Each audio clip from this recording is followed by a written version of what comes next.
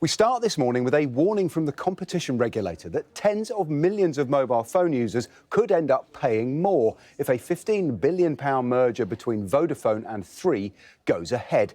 The deal would create the UK's biggest mobile network, bringing 27 million customers together under a single provider. But the Competition and Markets Authority said today that claims that the merger would provide a faster 5G network were overstated, and customers could end up paying more for services that they don't value.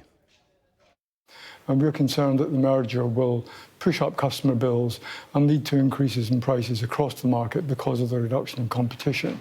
It doesn't stop there, however, because both companies have argued quite strongly that they would make significant investments in their new network with new 5G technologies, and that those will lead to quite significant improvements in mobile services across the UK. And we agree to some extent. However, we're not convinced that they would necessarily follow through fully on the investments that they say they will make.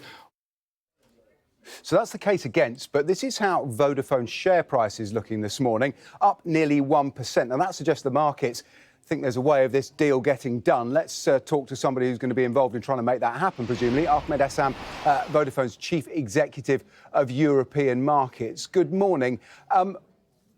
CMA is pretty clear this morning. Customers are going to have to pay more. This is a bad deal for British consumers. Why are they wrong?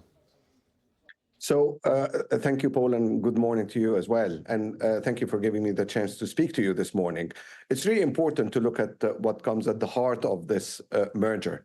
And at heart, it's an 11 billion of investment to create the biggest, widest mobile network in the UK.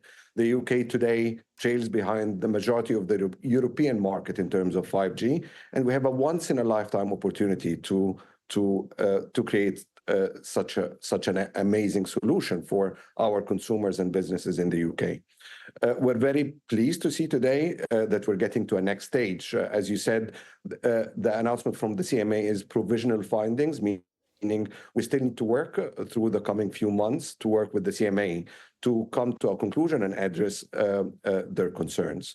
We believe that this deal, day one, will bring a lot of benefits to our customers because it's a merger that will, customers day one will be able to pay the same price for what is a much better quality network. And over the course of the plan, we will be building the best and fastest and biggest network in the UK.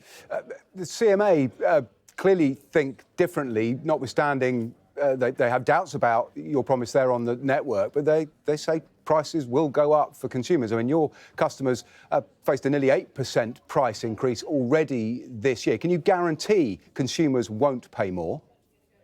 So it's a really good question. Just to address this, we completely disagree with the CMA conclusion when it comes to pricing. And that's because for many of our customers today, when they go out on the street, there are more than four operators operating in the market. There are a number of brands that are selling mobile in the market, and that is the level of competition we see in the UK.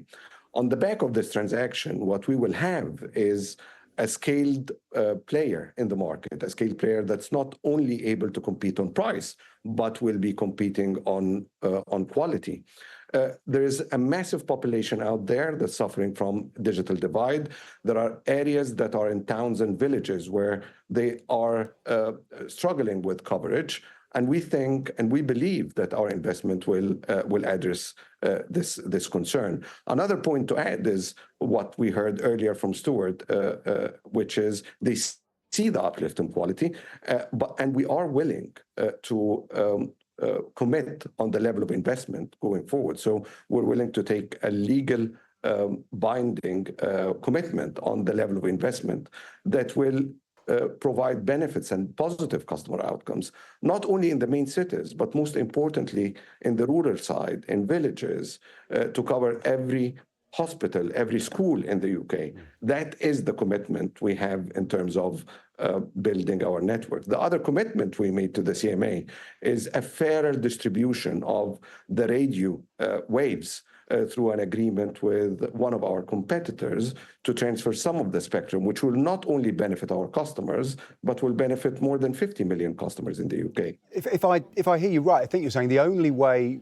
the UK can have a up-to-date and fit-for-purpose mobile network is allowing you to become a giant player, and customers might just have to wear a reduction in competition when it comes to how much they pay. Is that really a good deal for consumers? Why can't we have both competition on retail price and a good network? So what I'm saying is, I think today we have an opportunity of 11 billion of investment out of our own money, not taxpayers' money, to create what is the best network. This will not only encourage our competitors to compete with us from a pricing perspective, but you can expect them to react by investing more in their networks. So eventually customers, and that's our view, customers in the UK will be able to get what is a much better quality network, much bigger out of a much bigger investment, and also the price competition. Our view is that it's not going to be reduced. In fact, it's going to be enhanced on the back of this merger. Our proposed merger, we see it as pro-competition, pro-consumer, and will accelerate investment in the 5G infrastructure that's highly needed for a better digitally connected UK for the future. You set out the offers you've made and the commitments you've already made to the CMA, clearly not enough to get the green light at this stage. They've given you some remedies, as they call them, options you can take. One is to divest, to sell off company. They don't seem to think either of you getting any smaller is an option. The other is some guarantees around what you will build, Ofcom having oversight, and guarantees to the wholesalers like Lebara, like Sky, which owns this channel, as a declaration of interest. Are you willing to do those? Which is it likely to be? Because presumably you do want to get this across the line. So we've already made a commitment, and we are willing to undertake a legal binding agreement to underpin our investment with timeline, plans, and execution. And that is something that has been at the heart of this merger day one. We are going to work with the CMA over the coming 3 months to make sure that we address all their concerns when it comes to all the other remedies. We are confident that we can reach a solution, but of course we will need to work this out through the coming few months. And as I said earlier, the provisional findings today sets out what we need to work on for a final conclusion by the CMA in December. Do you think you'll get this done, yes or no? I have very high confidence. I think when you ask this question, it comes at a moment in time when this is really a transformational merger. Not only transformational for us as a business, transformational for the UK in general. I think it comes at a point where the economic growth is at the heart of what the UK wants to drive, and we see a private investment of 11 billion going into the market is an amazing opportunity to pursue, in addition to the positive outcomes that our consumers will benefit from. Ahmed Essam from Vodafone, thanks for making time for Sky News this morning. Thank you very much, Paul.